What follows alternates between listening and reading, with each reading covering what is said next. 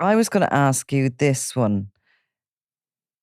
Have any criminals ever corrected anything you've said on a podcast?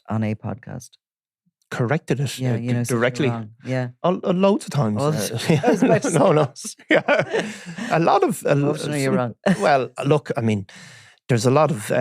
sometimes people I've corrected... A lot of people correct you sometimes with ages, don't they? Oh, yeah, they really get... Yeah, catchy that would about be a that. thing that you said I'm 42 and I'm 40 years old. Or if somebody is a second cousin rather than a first cousin. Yeah, so there is a lot of things like that.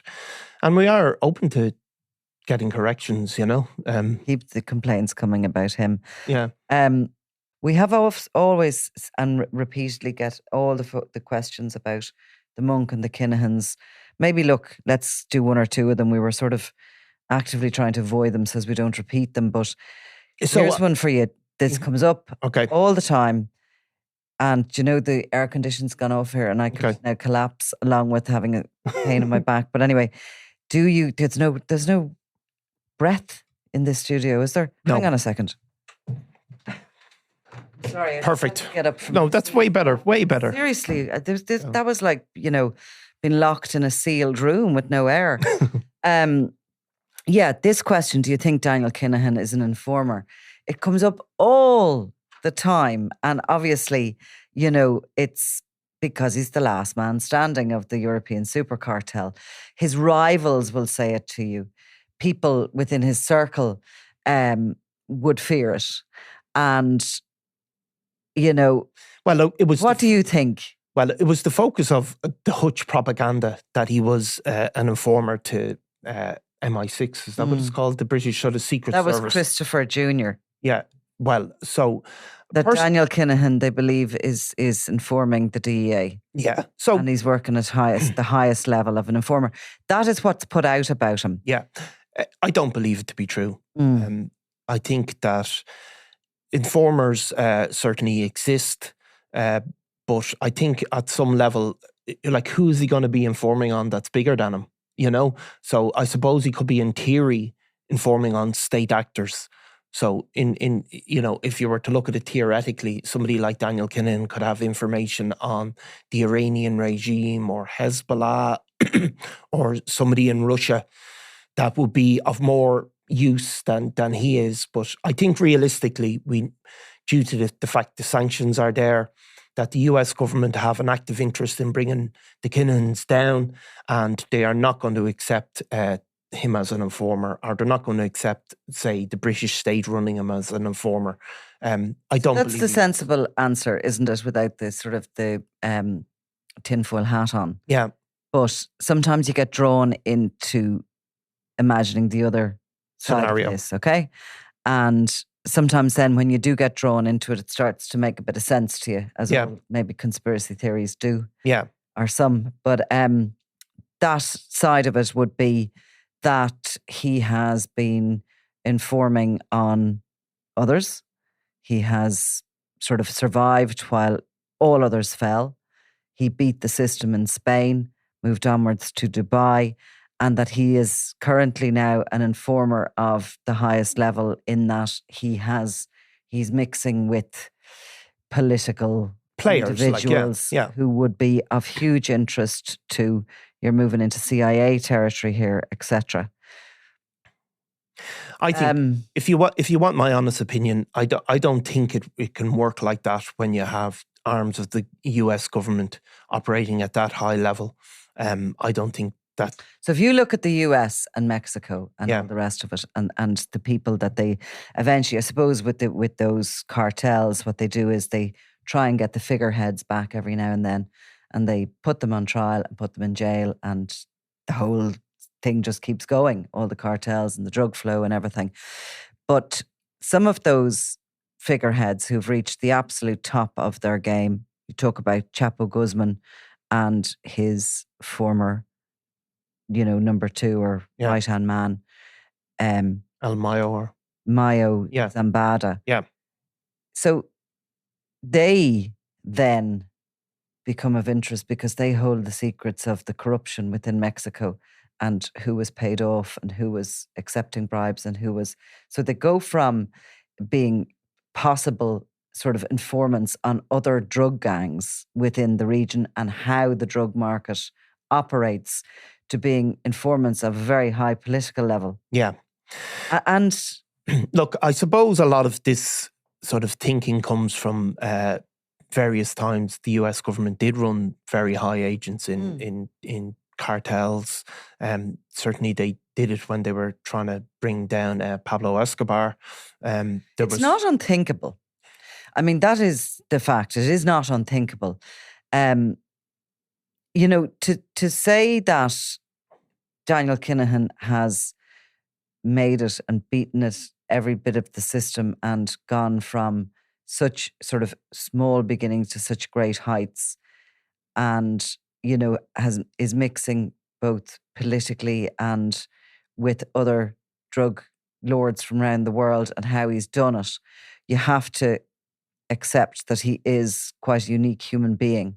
100%, yeah. With extraordinary intelligence, who is able to outwit and outdo everybody else, all his peers and all his contemporaries. Yes, while also rising to the top of the international sporting game as a seemingly legitimate businessman. So it's an incredible achievement, like in one sense. But a lot of that achievement comes not out of nothing.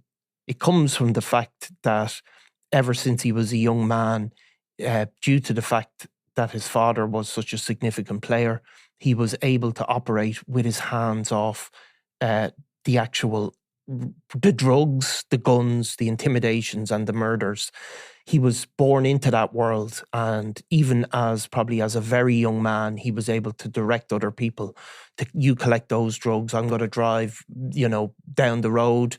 At every level, he was able to operate one step away. And that's probably how he has risen to the heights he's risen to. They were certainly paying cops off in every country they were ever in, the Kinahans. So I don't think that he's some sort of superhuman, incredible, extraordinary, talented guy who's always one step ahead of everythody else. No, but I think they've used methods that are pretty, they've used their money. They've used their money, and he was born into that power. He could take that power up, the power which is that you don't have to go out and do the shootings yourself. You don't have to call around and demand the 10 grand from the house yourself. You don't have to get money to invest in drug shipments. He was able to bypass all of that and be able to be one step away, and that really has saved him throughout his career. That he hasn't had to do the dirty work because of his heritage. I don't believe he's an informer. I believe that, if they are mixing with these sort of political figures, that it would be the governments, even the US government or obviously the Irish or other governments would have more interest in bringing them down than whatever information they can receive. I think a lot of the certainly the Americans, I think they know what's happening with those sort of state players. And I think their day will come. I think You haven't been watching enough TV drama. I haven't watched enough TV. No, I watched that one as it's Snowblind. Oh yeah, that was good. So that could delve deep into that conspiracies where the state operates as... You look at Homelands, and I mean... I know, but I don't... I tell you one reason I'm always suspicious of conspiracies is because I just think if you deal with governments, the Irish government or even the American government, they're so incompetent. I just don't think they'd be able to sustain conspiracies for a long period. Yeah, they are incompetent, and to take off the tinfoil hat for a minute, you have to be reliant on nobody blowing the whistle and everybody being in on these things as such. But I don't think that Kinahans are as lucky or clever as they're made out to be. I do think that they have used their money to get them a lot of help along the way. I think they have double-crossed a lot of people. Yes, and that's the other point. They've used violence to get them where they have today. And again, Daniel Kinahan is suspected, obviously, of shooting Patrick Hutch. We heard that evidence during the Regency trial. But really, he's been able to order shootings all over the place, and he's never had to do them himself. A lot of the people, he doesn't have to put the trackers under the cars. He doesn't have to send the texts himself necessarily. And that is what has kept him safe. And the reason he's able to do that is because he's his father's son. I'm going to do a bit more of that. So what you're saying is he's a brilliant delegator. Well, I'm saying he's able to delegate because he has the threat of his father's operation. And his father did go to prison, remember, at times, building that operation. So what about the father then? If that somebody had asked, do you think Christy Kinahan Sr. is an informant? I don't think he is, but I'd say he's the type who might have sent in anonymous emails here and there to police forces. So I think that's the other side of it. You know, is it a paid up informer? Well, but, you know, have they ever used black ops to interact with police forces? Well, I wouldn't put that past them. Oh, they have 100%. I mean, and media. Yeah, and media, and I would imagine police forces as well have received proton emails and tip-offs and things like that to steer them in the wrong direction. Yeah, that again is part of their MO. Yeah. Okay, moving on from that, because we could go down that rabbit hole and never come back out of it. Okay, Why have there been no photos of Sean McGovern since his extradition? Now, that's a simple one, and you can answer that. Well, because he is regarded as being the top-level high-risk prisoner. So there was rumours that he'd been arrested in Dubai, but he was put straight on a Air Corps plane.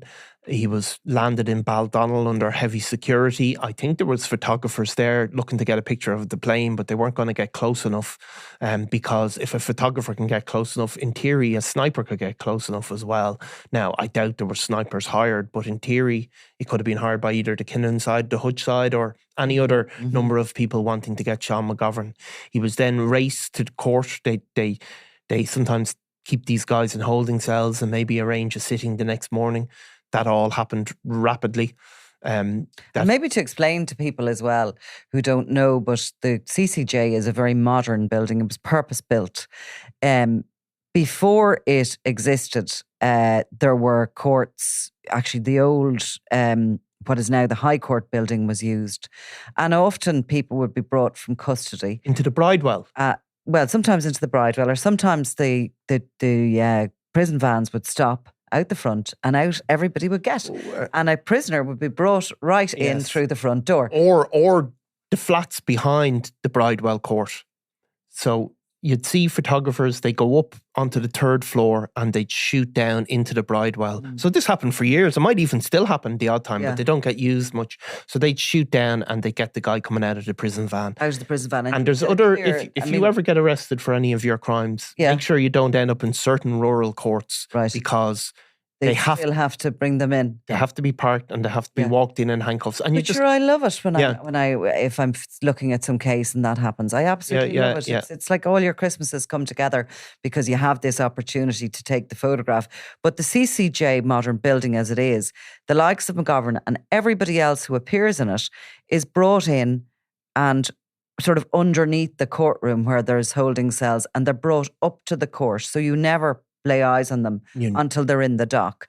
And for those who don't realise, we are not allowed to take photographs of anybody in the dock. So the media are allowed to attend to cover the case, but you're not allowed electronic equipment or photography or filming or anything. No, and it's not just you're not allowed, it would be a criminal offence. So McGovern then he'll be arrested. When he's arrested, I think they take a picture of him. When he's brought to prison, they will take a mugshot, and there will be a mugshot somewhere on the system of Sean McGovern, who hasn't been pictured that much and certainly hasn't been. Just remind me, has there been, I know it's sometimes we'll see a little bit of footage leaked from a prison, or we'll get some photographs out of a prison. I mean, look, most prisoners have a mobile phone, smartphones and all the rest of it. There's a huge, big smuggling operation that is like an industry in itself in the prison service. But out of Portlaoise, do you tend to see? Well, I think you tend to see a lot less photos now. Yeah. So it was definitely a trend at one stage, particularly the young guys, drinking hooch or whatever in their cells. Gilligan and that was one phase, and then there was another phase where they were, guys smoking joints in their cell. But it's become a real no-no in the prison system now, not just from the prison or from the guards, but from the inmates themselves, because as soon as some of those pictures come out, all of the cells get tossed, all of the phones get seized, everybody gets in huge trouble. And so what I've been told is that like you're a persona non grata. So there may well be pictures emerge someday, and there will always be some idiot who does it, but you get yourself in real trouble. And McGovern, of course, is in Portlaoise since he returned home, which is the highest security prison. There was actually some work done on the prison in order to make sure that he wouldn't be a target. There was fears about sort of a skyline, basically, while he would be walking out to the exercise yard. Fears about drones landing, presumably with explosives or whatever, to harm him. So that was covered over. He is now in a cell with Nicky McConnell, who was hired as a hitman by the Kinahan organisation to kill Gareth Hutch, was returned from Turkey, extradited, and became the fourth man, I think, to be convicted, or the fourth person to be convicted of that murder. He's a notorious character, and McGovern has gone into his protection and is also in the wing with Nathan MacDonald, who is somebody who probably doesn't feel too comfortable mixing with all those people. He was the Ballycd Garden Centre boss, sort of a middle-class guy who went Breaking Bad and has ended up in this prison himself. So that's why there's no photos of Sean McGovern. But we're always in the market. Yes. If somebody has photographs of Sean McGovern that would be of interest to our viewers, please get in touch.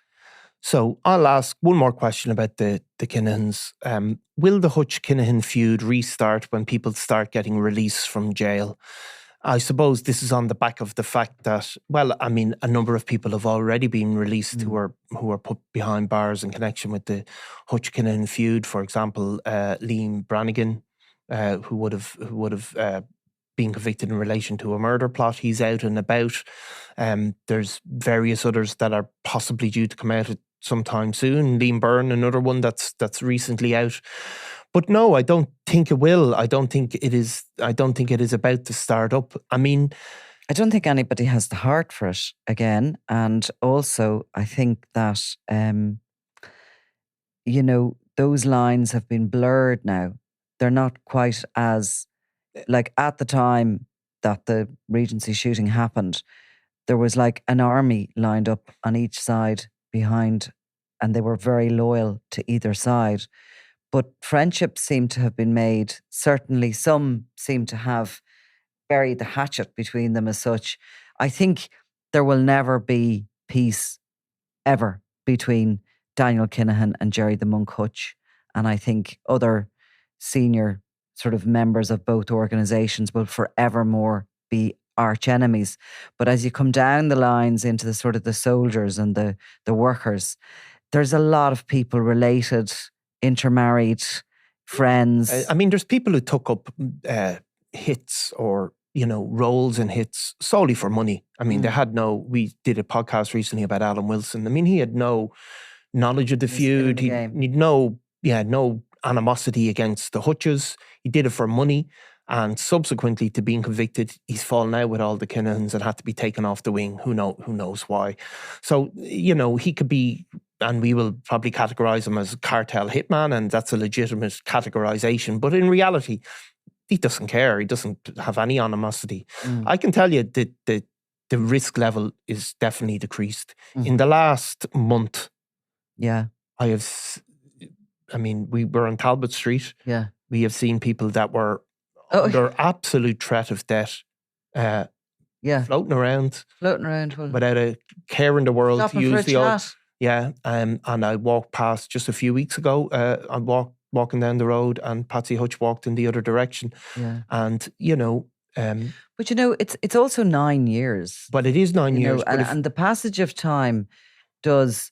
When I said I don't think anybody has any heart for it, I mean appetite to go back to those days.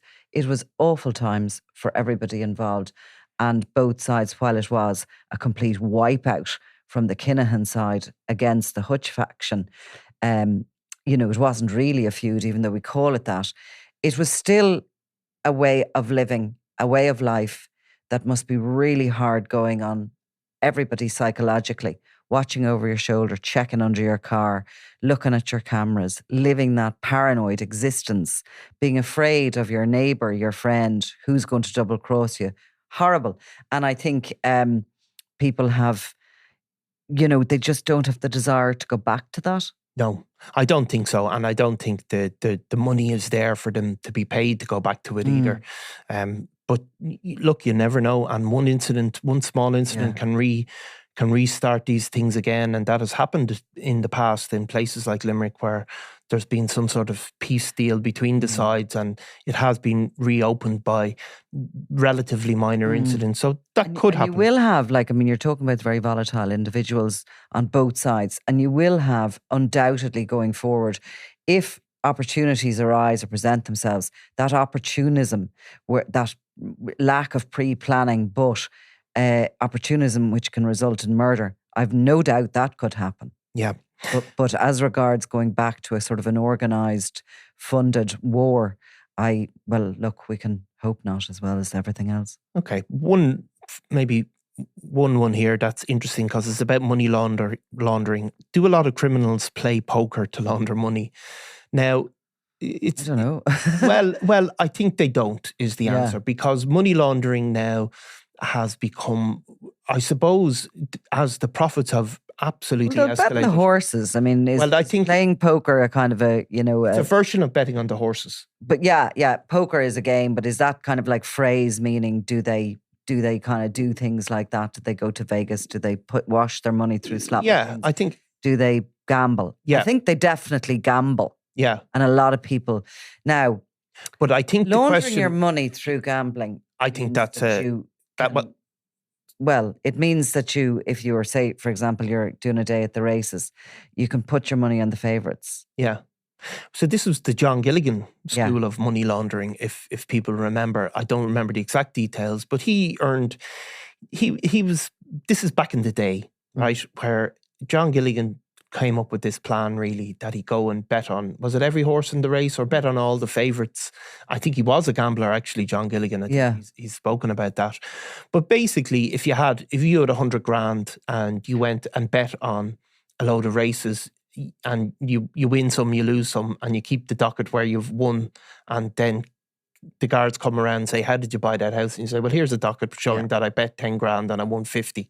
And that was as sophisticated as it got in terms of the money laundering. He bought Jessbrook in his own name. It just didn't. So, but there was less cash then, really, wasn't there? So it's now how much money could you get away with betting? And there's also kind of a liability on all sorts of businesses, including bookies, to kind of be the eyes and ears in a way and to follow regulations. And it's difficult to come with huge suitcases of cash anymore anywhere. No, and I think that failed for John Gilligan, and it would absolutely fail now. So if you were a criminal and you said, I'll go over to Las Vegas with a big wedge of cash in my hand and I'm going to launder it this way, CAB will come after you and say, where did that wedge come from? Let's go and get an affidavit from the casinos to show how much you brought in and how much you lost. That's been shown to fail again and again. So money laundering has really moved on. I think the one of the big stories over the next few years is going to be cryptocurrency. Cryptocurrency now, and it's complex and we don't fully understand it. But look, there's been various reports. Crypto is where they're going to go to try and launder the money. It is designed to launder money. Yeah. I mean, it's one of the purposes of it is to keep it out of the reach of the state's arm. It's very complicated, but there's loads of ways they do it, which is basically buying and selling really rapidly, moving between different types of cryptocurrencies.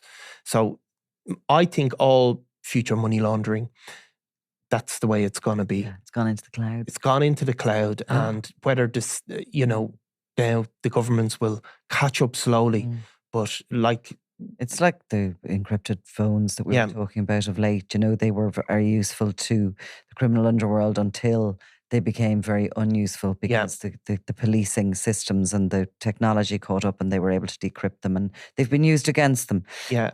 As somebody who doesn't even totally get crypto, could we move on to the next question? We can. And the last question, how about this? How are Flashy and Eric O'Driscoll getting on in jail?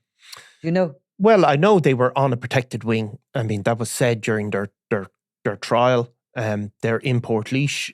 They were basically under 23-hour protection. So, excuse me, but that means basically that they are in a wing. They're not with anybody that could possibly be an enemy of theirs. They're kept away from the other prisoners. They eat on their own. They exercise on their own. There's no interaction with other prisoners. No, but they're in a wing where they're in a protected wing, so they'd be able to interact with the other people on that protected wing. But Who they're not. else is on that? I can't actually remember. You don't know? No, I don't. I don't know. You got me big time. So there's different ways that people can be on protection. Obviously, somebody like Jonathan Dowdall would have no mixing at all with other prisoners, or he'd be on a much higher level of protection. They're on a lower level, but they're not allowed. They're not in amongst the general population for a reason. The reason being that they're. They haven't been with everyone, or they haven't been accepted in by the broader criminal structures that that once supplied them. Basically, the Kinahans in their various forms in Portlaoise could have agreed to take them in, say they're safe, they're being looked after. That has not happened. So they like I'm sort of hoovering around you. Yeah, you're gone. You've eaten your beef Wellington. Go on. And I'm just sort of right. Come on, wrap it up there. Wrap it up. Wrap it up. It's actually Nas's telling me to wrap it up because somebody needs into the studio, so we're going to have to wrap it up. Okay. But thank you all very much for the questions. Keep them coming in, and we will try, as always, aspire to do more Q&A things. And I'm going to upgrade my wardrobe. Upgrade your wardrobe and try a bit of beef Wellington. Okay. I'm Nicola Tallant, and you're watching Crime World, a podcast about criminals, drugs and the underworld in Ireland and across the globe. Make sure you subscribe to our channel and turn on notifications so you can be the first to watch all our latest episodes. You can also listen wherever you get your podcasts.